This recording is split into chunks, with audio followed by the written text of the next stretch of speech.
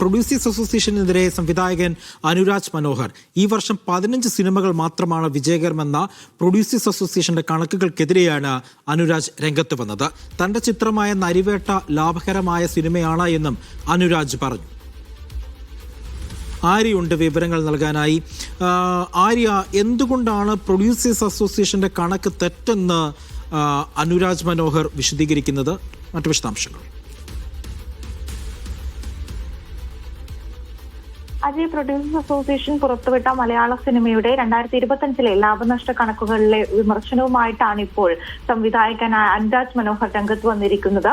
ഈ വർഷം പുറത്തുവിട്ട സിനിമകൾ 15 മാത്രമാണ്. ഇന്നലെ നടത്തിയ വാർത്താ സമ്മേളനത്തിൽ അദ്ദേഹം പറയുകയുണ്ടായി, 183 സിനിമകൾ പുറത്തുവിട്ടതിൽ 15 മാത്രമാണ് ലാഭം നേടിയത് എന്നുള്ള കാര്യം. അനുരാജ് സംവിധാനം ചെയ്ത നരിവേട്ട ഈ വർഷം പുറത്തിറങ്ങിയ സിനിമയാണ്.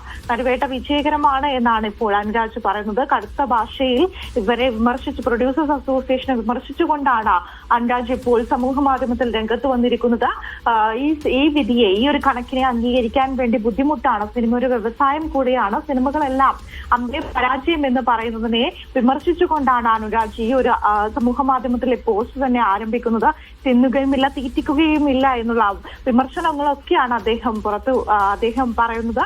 അങ്ങനെ കടുത്ത ഭാഷയിൽ വിമർശിക്കുകയാണ്. 183 സിനിമകളാണ് ഈ വർഷം പുറത്തിറങ്ങിയത്. അതിൽ 15 മാത്രമാണ് ലാഭത്തിൽ എന്നുള്ള കണക്കുകളായിരുന്നു പ്രൊഡ്യൂസേഴ്സ് അസോസിയേഷൻ പുറത്തുവിട്ടത്.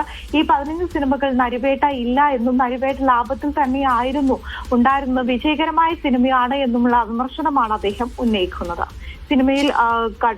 സിനിമയുടെ ഈ കഷ്ടപ്പാടുകൾ എത്രമാത്രമാണ് എന്നൊക്കെ വിമർശിച്ചുകൊണ്ടാണ് അദ്ദേഹം ഈ പോസ്റ്റ് ഇട്ടിരിക്കുന്നത്.